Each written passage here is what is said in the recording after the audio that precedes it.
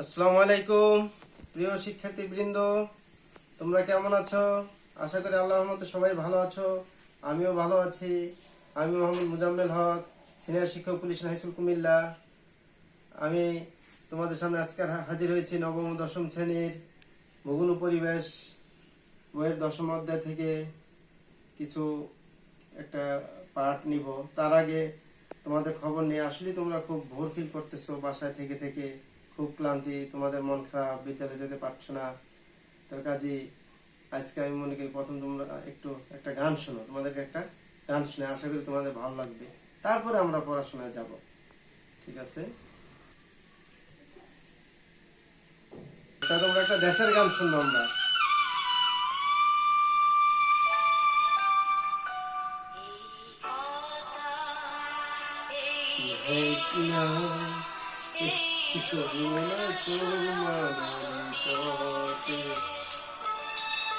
আমার রাখাল মন রাঙিয়ে যায়, আমার রাখাল মন রাঙিয়ে যায়, এ আমার দেশ, এ আমার প্রেম, কত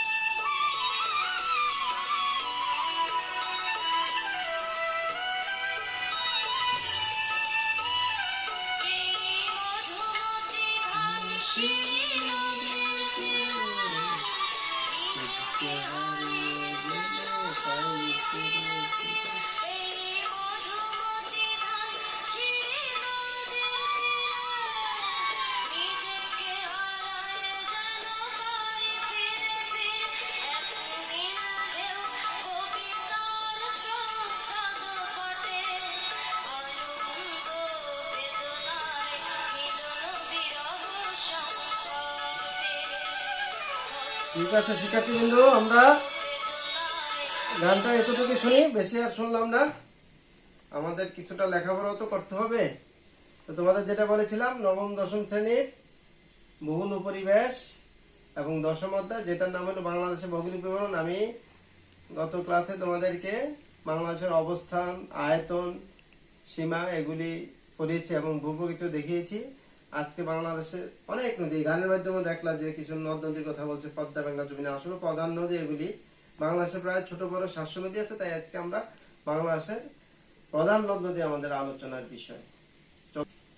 চলো আমরা আলোচনা চাই। তোমরা সবাই বোর্ডের দিকে তাকাও।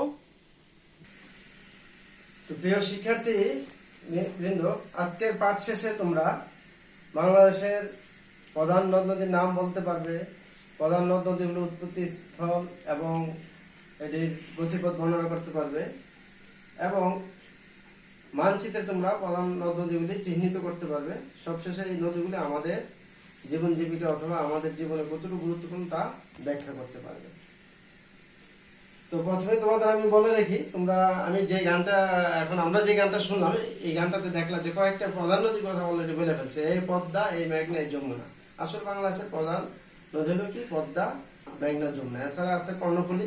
আর তোমাদের বই তোমরা জানো বাংলাদেশের ছোট বড় কয়টা নদী আছে? প্রায় 700 নদী আছে, অসংখ্য। বাংলাদেশকে নদীমাতৃক দেশ বলা হয়, জালের মতো নদী সারা দেশে ছড়ায় ছিটে আছে, এই জন্য নদীমাতৃক দেশ বলা হয়। এবং 700 নদী আছে। আমরা কিছু নদীর নাম বলবো, তার মধ্যে তোমাদের বই আছে পদ্মা, তারপর ব্রহ্মপুত্র, যমুনা, মেঘনা, কর্ণফুলী, 4টা নদী বর্ণনা আছে। এর সাথে আমরা বিভিন্ন শাখা নদী, উপনদী এগুলি বলবো, এবং তোমরা একটু মনোযোগ দিয়ে শোনো। আর আমি বাংলাদেশের একটা তোমাদের বইও মানচিত্র দিতে আছে, আমার কাছে একটা প্রশাসনিক বড় মানচিত্র আছে, এটা দিয়ে আমি অন্তত স্থানগুলো বলতে পারবো, কোন জায়গা দিয়ে বাংলাদেশ প্রবেশ করেছে, এটা তোমরা দেখতে পারবো। ঠিক আছে? তোমরা মানচিত্রের দিকে তাকাও। প্রিয় শিক্ষার্থীবৃন্দ, আসলে তোমরা জেনে থাকবে যে নদী কোথায় উৎপন্ন হয়। নদী সব পাহাড়ের উৎপন্ন হয়। আমাদের দেশের নদীগুলি অধিকাংশই হিমালয় থেকে উৎপন্ন, এবং এগুলি ভারতের মধ্য দিয়ে বিভিন্ন জায়গা দিয়ে বাংলাদেশে এসে প্রবেশ করেছে। এবং সবগুলি নদী কোথায় গন্তব্য? নদীগুলি সব বঙ্গোপসাগরে পতিত হয়েছে।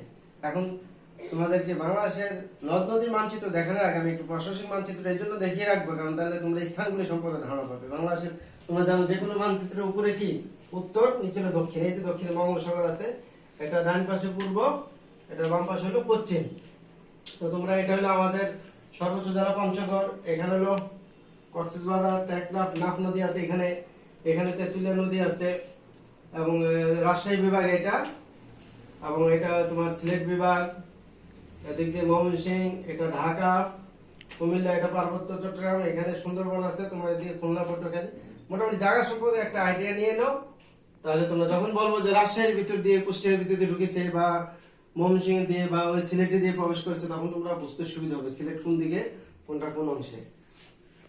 এখন প্রথমে আসো, এই যে আমাদের প্রায় 700 নদী, এবং এই নদীগুলি আমাদের অর্থনীতিতে খুব প্রভাব ফেলে, এবং এই নদীগুলির মোট দৈর্ঘ্য হলো 22,155। অবজেক্টিভ নদীর ভিত্তিতে তোমার থাকতে পারে, জ্ঞানমূলক থাকতে পারে বাংলাদেশের নদীর সংখ্যা কত তোমরা বলো 700। প্রধান নদী কি কি? পদ্মা, ব্রহ্মপুত্র, যমুনা, মেঘনা, কর্ণফুলী, এটি যাই বলো। নদীগুলির মোট দৈর্ঘ্য কত? প্রায় 22,155 কিলোমিটার। এখন আমরা প্রথমে পদ্মা নদীর কথা বলবো। পদ্মা তো বাংলাদেশের একটা অন্যতম বৃহত্তম নদী। পদ্মা তোমরা গানের মধ্যেও শুনেছো, এই পদ্মা দিয়ে শুরু হয়েছে। আসলে এই নদীটার অরিজিনাল নাম কি? গঙ্গা, যেটা ভারতের হিমালয়ের গঙ্গোত্রী হিমবাহ থেকে উৎপত্তি লাভ করেছে, এবং ওইখানে এটার নাম গঙ্গা। বাংলাদেশে যখন প্রবেশ করে তখন এটার নাম হয়ে যায় পদ্মা, এবং এটা কুষ্টিয়া জেলার মাঝখান দিয়ে প্রবেশ করে। এখন তোমরা তোমাদের বইয়ে 153 পৃষ্ঠা একটা মানচিত্র আছে নদ নদীর, একটু দেখো, সেখানে অসংখ্য নদীর নাম আছে, একটু বই তাকাও সবাই। 153 পৃষ্ঠা মানচিত্র হলো বাংলাদেশের নদ নদী। দেখতে পাচ্ছ তোমরা, প্রথমে এটা কি আছে? বাংলাদেশের নদ নদী, এবং এই যে প্রধান নদীর একটা চিহ্ন, শাখা নদীর একটা চিহ্ন, উপনদী। তোমরা জানো যে প্রধান নদী যেগুলি তোমার পাহাড় থেকে উৎপন্ন হয়ে সাগর পতিত হয়, এবং শাখা নদী হলো যেই নদীগুলি প্রধান নদী থেকে শাখা বের হয়, আমরা আলোচনায় বলবো। এবং উপনদী হলো যেগুলি একটা প্রধান নদীতে উৎপন্ন হয়ে ওই প্রধান নদীতে পতিত হয়, মানে সাগর পতিত হয় না, কিন্তু শাখা নদী এবং নদী দুইটাই সাগরে যে পতিত হয়। তো প্রথমে আছে যে পদ্মা। পদ্মা তোমরা জানো এটা হিমালয় গঙ্গোত্রী হিমবাহ উৎপন্ন হয়েছে, এবং প্রথমে দক্ষিণ পশ্চিম ও পরে দক্ষিণ পূর্ব দিকে প্রবাহিত হয়ে ভারতের হরিদ্বারের নিকট সমভূমিতে পড়েছে। এরপর বাংলাদেশে, ভারত, উত্তরপ্রদেশ ও বিহার রাজ্য, তোমরা জানো ভারতে একটা বিহার রাজ্য আছে, এবং উত্তরপ্রদেশের দুইটা রাজ্য দিয়ে প্রবাহিত হয়ে পশ্চিমবঙ্গের মুর্শিদাবাদ, যেটা পশ্চিমবঙ্গে যে এখানে আছে পশ্চিমবঙ্গ। হ্যাঁ, তোমরা মানচিত্র দেখো, ভারত আগের দিন দেখিয়েছি তোমরা, ভারত আমাদের চারপাশে ভারত আছে। সে পশ্চিমবঙ্গের মুর্শিদাবাদ জেলার ধুলিয়া নামক স্থানে এটা ভাগীরথী নামে একটা শাখা বের হয়ে পশ্চিমবঙ্গের মধ্য দিয়ে বঙ্গোপসাগর পড়েছে। আরেকটা হলো গঙ্গা নামে মূল প্রবাহ রাজশাহী অঞ্চলে দক্ষিণ পশ্চিম প্রান্তে প্রায় বাংলাদেশ ভারত সীমানার কত, এই সীমানায় প্রায় 145 কিলোমিটার পর্যন্ত প্রবাহিত হয়েছে, এবং কুষ্টিয়া উত্তর পশ্চিম প্রান্তে বাংলাদেশে প্রবেশ করেছে। এদিক দিয়ে এই যে দেখো, এই যে নদীর একটা চিহ্ন, এই কুষ্টিয়ার দিক দিয়ে বাংলাদেশে প্রবেশ করেছে। এই যে পদ্মা নদী লেখা আছে, এভাবে চলে আসছে। প্রথমে এটার নাম গঙ্গা, তারপর পদ্মা হয়েছে, এবং দলুদের নিকট যমুনা নদীর সঙ্গে, যমুনা নদীর দিক দিয়ে ব্রহ্মপুত্র এসে, এটা বলবো, সেখানে দলুদের নিকট এসে মিলিত হয়েছে। আর সবগুলি নদী কিন্তু বঙ্গোপসাগর, মেঘনা নামে, এটা হলো বঙ্গোপসাগর, এখানে মেঘনা নামে সবগুলি নদী পতিত হয়েছে। এবং দলুদাবন্তী নদীটা তোমার গঙ্গা নামে পরিচিত। এরপরে বাংলাদেশে প্রবেশের পর স্থানীয়ভাবে অনেকে এটাকে পদ্মা নামে চেনে। গঙ্গা ও যমুনা মিলিত ধারা আবার পদ্মা নামে দক্ষিণ পূর্ব দিকে প্রবাহিত হয় চাঁদপুরের কাছে মেঘনার সঙ্গে। সবগুলি নদী, পদ্মা, মেঘনা, যমুনা, সবগুলি চাঁদপুরের কাছে এসে মেঘনার সাথে মিলিত হয়ে মেঘনা নামে সবগুলি বঙ্গোপসাগরে পতিত হয়েছে। বঙ্গোপসাগর পড়ার সময় কি হয়েছে? সবগুলি নাম মেঘনা। এই দেখো মেঘনা নদী, এখানে মেঘনা নদী, এখানে কোনো পদ্মা, যমুনা এসব নাই, সব মেঘনা নদী। এবং বাংলাদেশে গঙ্গা বিধৌত অঞ্চলের আয়তন হচ্ছে 34,188 বর্গ কিলোমিটার। এখান থেকে শুরু হয়ে এখানে আসা পর্যন্ত 34,188 বর্গ কিলোমিটার, এই গঙ্গা নদীর বিধৌত অঞ্চল। এটার কিছু তোমার প্রধান শাখা নদী আছে, কুমার, মাথাভাঙ্গা, ভৈরব, গড়াই, মধুমতি, আরিয়াল খা ইত্যাদি। পরীক্ষা কিন্তু প্রশ্ন আসে, আরিয়াল খা কার শাখা নদী? আবার কিছু উপনদী আছে, পুনর্ভবা, নাগর, পাগলা, কুলিক, টাঙ্গন, মহানন্দার উপনদী। এরপরে আসে তোমার ব্রহ্মপুত্র, সেটাও হিমালয়ের পর্বতের কৈলাস শৃঙ্গের নিকট মানস সরোবরে উৎপন্ন হয়। প্রথমে তিব্বতের উপর দিয়ে পূর্ব দিকে ও পরে আসামের ভিতর দিয়ে পশ্চিম দিকে প্রবাহিত হয়। অতঃপর ব্রহ্মপুত্র কুড়িগ্রাম জেলার মধ্য দিয়ে বাংলাদেশে প্রবেশ করেছে। এই দেখো, আসাম, এদিকে আসাম আছে, এভাবে প্রবেশ করে নদীর ছবি আস্তে আস্তে বাংলাদেশে প্রবেশ করেছে। ব্রহ্মপুত্র লেখা আছে, কুড়িগ্রাম জেলা দিয়ে প্রবেশ করেছে। এবং দেওয়ানগঞ্জের কাছে দক্ষিণ পূর্ব বাগ দিয়ে ময়মনসিংহ জেলার মধ্যে প্রবাহিত ভৈরব বাজারের দক্ষিণে মেঘনা পতিত হয়েছে। এদিকে আইসা দেওয়ানগঞ্জ দিয়ে ময়মনসিংহে আইসা মেঘনা আইসা পতিত হয়েছে। মেঘনা ধরলাও তিস্তা ব্রহ্মপুত্রের প্রধান উপনদী এবং বংশীয় শীতলক্ষ হইল প্রধান শাখা নদী। এরপর আসে যমুনা, সেই যেই ব্রহ্মপুত্রের কথা আমরা বলছি ময়মনসিংহ দেওয়ানগঞ্জে আইসা ব্রহ্মপুত্র যমুনা নদী নামে। এই ব্রহ্মপুত্রই হিমালয় কৈশিক থেকে যেটা আসছে সেটা কিন্তু এখানে আইসা যমুনা নদী পরে নাম ধারণ করে। তোমরা তাকে এদিকে এই যে যমুনা দেখা যাচ্ছে, এখানে ঢোকার পরে এতটুকু পর্যন্ত আসার পরে এখানে যমুনা নাম ধারণ করছে, পরে আইসা ওই মেঘনার সাথে মিলিত হয়ে বঙ্গোপসাগরে পতিত হয়েছে। তো যমুনা আবার তোমার দলুদের কাছে এসে গঙ্গার সাথে মিলিত হয়েছে। যমুনা একদম মেঘনা পর্যন্ত আসতে পারে নাই, পদ্মা যখন আসলো কুষ্টিয়ার ভিতর দিয়ে দলুদের কাছে এসে মেঘনা গঙ্গার সাথে পদ্মার সাথে যমুনা নদী মিলিত হয়ে তারপরে চাঁদপুরের কাছে এখানে মিলিত হওয়ার পরে পদ্মা নামে কিছু দূর আসার পরে চাঁদপুরের কাছে মেঘনা এসে নাম ধারণ করেছে এবং বঙ্গোপসাগরে পতিত হয়েছে। যমুনার প্রধান উপনদী হলো করতোয়া এবং আত্রাই, আর দলেশ্বরী আর শাখা নদী, আর দলেশ্বরী শাখা নদী বুড়িগঙ্গা। আমরা ঢাকায় যে বুড়িগঙ্গা দেখি এটা দলেশ্বরী নদী, দলেশ্বরী আসছে তোমার যমুনা থেকে, আর যমুনা থেকে দলেশ্বরী থেকে আসছে বুড়িগঙ্গা। প্রশ্ন আসছে বুড়িগঙ্গা কার শাখা নদী, তোমরা বলবো দলেশ্বরী শাখা নদী। এরপরে আসে অন্যতম একটা প্রধান নদী হলো মেঘনা, যেটা আমরা আগেই বলেছি সবগুলি নদী হিমালয় থেকে এসেছে। এটা হলো তোমার আসামের যে বরাক নদী আছে, যেটা তোমার হিমালয়ের মানস সরোবর থেকে উৎপন্ন হয়েছে, সেই বরাক নদীর নাগামণিপুর অঞ্চলে উৎপন্ন হয়ে সুরমা কুশিয়ারা নামে বিভক্ত হয়ে বাংলাদেশের সিলেট জেলায় প্রবেশ করছে। এই সিলেটে দেখো সুরমা কুশিয়ারা, এই দুই নামে আসামের বরাক নদীটা দুই নামে এসে বাংলাদেশে প্রবেশ করেছে। উত্তরের শাখা সুরমা পশ্চিম দিকে সিলেট ছাতক সুনামগঞ্জ শহরের পাশ দিয়ে প্রবাহিত হয়েছে। আজমরিগঞ্জের কাছে উত্তর সিলেটের সুরমা, দক্ষিণ সিলেটের কুশিয়ারা নদী এবং হবিগঞ্জের কালনী নদী একসঙ্গে মিলিত হয়েছে। পরে এই যে তিনটা নদী কালনী, সুরমা, কুশিয়ারা মিলিত হয়ে কালনী নামে দক্ষিণে কিছু প্রবাহিত হয়ে মেঘনা নাম করেছে। এই যে সুরমা, কুশিয়ারা, এদিকে কালনী আছে, সবগুলি মিলিত হয়েছে এই দেখো মেঘনা ধারণ করেছে। এবং তারপরে তোমার কোথায় দলুদের কাছে পদ্মার সাথে মিলিত হয়ে মেঘনা চাঁদপুরের কাছে সবগুলি একসাথে ভৈরব বাজারে পুরাতন বংশের মিলিত হয়ে একদম চাঁদপুরের কাছে পদ্মার সাথে মিলিত হয়ে সব মেঘনা নামে বঙ্গোপসাগরে। এদিকে যখন যমুনা পদ্মার সাথে মিলিত হয়ে পদ্মার দিকে আসছে, এদিকেও মেঘনা আসছে, সবগুলি মেঘনা নামে একদম বঙ্গোপসাগরে তোমার পতিত হয়েছে। মেঘনা বিধৌত অঞ্চল হচ্ছে 29,785 বর্গমিটার। মেঘনার কয়েকটা উপনদী আছে, আমাদের কুমিল্লার যে গুমতি, কুমিল্লা শহরে, এটাও একটা মেঘনার উপনদী। মনু, বাউলাই, তিতাস, গুমতি মেঘনার উপনদী। এগুলি তোমরা আরো বিস্তারিত জানতে পারবে। 700 নদী আছে বাংলাদেশে। কর্ণফুলী আরেকটা ইম্পর্টেন্ট নদী, যেটা আমাদেরকে একমাত্র নদী যেটা থেকে আমরা জলবিদ্যুৎ উৎপন্ন করি এবং চট্টগ্রামের প্রবেশদ্বার বলা হয়। হ্যাঁ, সেটা আসছে কোথায়? আসামের লুসাই পাহাড় থেকে। এদিকে দেখো তোমার ত্রিপুরা, আসাম আছে, এখানে লুসাই পাহাড় থেকে উৎপন্ন হয়ে 274 কিলোমিটার দীর্ঘ কর্ণফুলী নদী রাঙ্গামাটি ও চট্টগ্রাম অঞ্চলে প্রবাহিত হয়ে বঙ্গোপসাগর। কোথায় আসছে? রাঙ্গামাটি। রাঙ্গামাটি তোমরা ঘুরতে গেলে লেক দেখবা, সেখানে কাপ্তাই লেক। এই কর্ণফুলী নদী দেখো, এটা এসে তারপরে বঙ্গোপসাগরে পতিত হয়েছে। কর্ণফুলী প্রধান উপনদী কাঁচালাং, হালদা ও বোয়ালখালী। কাপ্তাই নামক স্থানে কর্ণফুলীতে বাদ দিয়ে একটু আগে আমি যেটা বললাম কর্ণফুলী পানি বিদ্যুৎ স্থাপন কেন্দ্র স্থাপন করা হয়েছে। বাংলাদেশের প্রধান সমুদ্র বন্দর চট্টগ্রাম, সেটা কোন নদীতে রে? আমাদের এইখানে তোমাদের মানচিত্রে দেখাইছি, এটা এই যে চট্টগ্রাম, এখানে এটা হলো কর্ণফুলী নদীর তীরে অবস্থিত। তো প্রিয় শিক্ষার্থীবৃন্দ, আমাদের প্রধান প্রধান নদীর আলোচনা এগুলি। আমি এরবার আরো কয়েকটা নদীর নাম তোমাদেরকে বলছি। হ্যাঁ, তোমাদেরকে যেটা বলছিলাম, আমরা যে 700 নদীর নাম শুনছি, 700 নদীর নাম এখন আমরা কেউই বলতে পারবো না, তবে তোমরা চেষ্টা করলে করতে পারো। আমি এখন বললে 100 নদীর উপরে নাম বলতে পারবো। আমি এতগুলি বলা দরকার নেই, আমি তোমাদের আরো কিছু গুরুত্বপূর্ণ নদীর কথা বলি। প্রধান নদী এগুলি যেগুলি আমরা পড়েছি, যে পদ্মার কথা বললাম, এটা তোমার হিমালয়ের গঙ্গোত্রী হিমবাহ, এটা হলো কৈলাস সিংহ। যমুনা হইলো তোমার ব্রহ্মপুত্রের আরেক নাম, মেঘনা হইলো কি আসামের বরাক নদী, যেটা নাকি মানস সরোবর থেকে এসেছে, আর কর্ণফুলী হলো লোসাই পাহাড় থেকে। এর বাইরে যে নদীগুলো আছে এগুলি বলতে যাও, আমি এগুলি অনেকগুলি শাখা নদী উপনদী বলেছি। শাখা নদী কি? যেটা মূল নদী থেকে উৎপন্ন হয় এবং সাগরে যে পতিত হয়। আমাদেরগুলি সবগুলি বঙ্গোপসাগরে।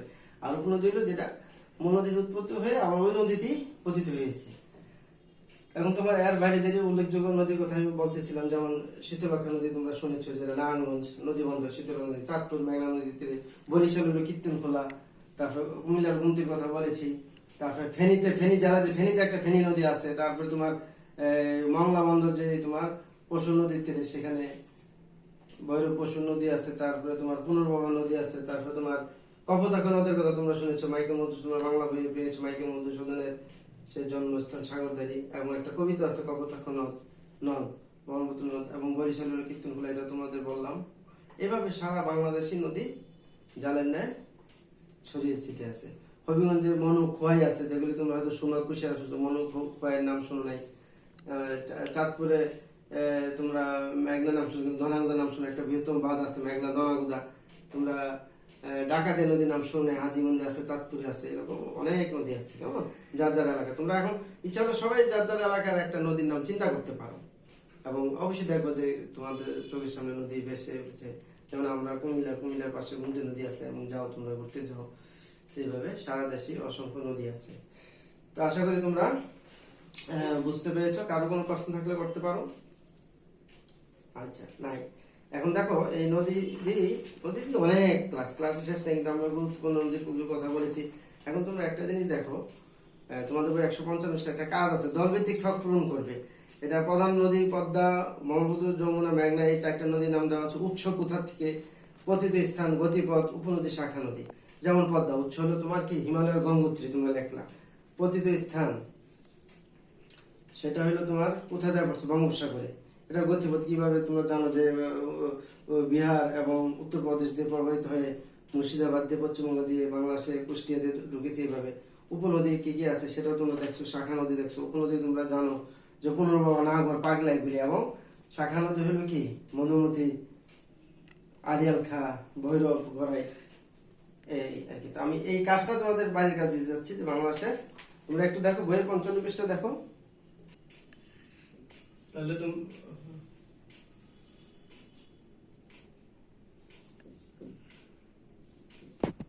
তোমরা সবটা তো দেখতে পাচ্ছ। আমি প্রথমটা বলে দিয়েছি, পদ্মা নদীর উৎস বলেছি, পতিত স্থান, গতিপথ, উপনদী সব বলেছি। এভাবে তোমরা ব্রহ্মপুত্র উৎস বলবা, পতিত স্থান, গতিপথ এগুলি করবা, যমুনা করবা, মেঘনা করবা। তো ডিয়ার স্টুডেন্টস, এগুলি আমাদের আজকে তোমাদের বাড়ির কাজ। তোমরা অনেক সময় আছে, এগুলি তোমরা বাড়ির কাছে 155টা শখ পূরণ করবে। শখ পূরণ, শখ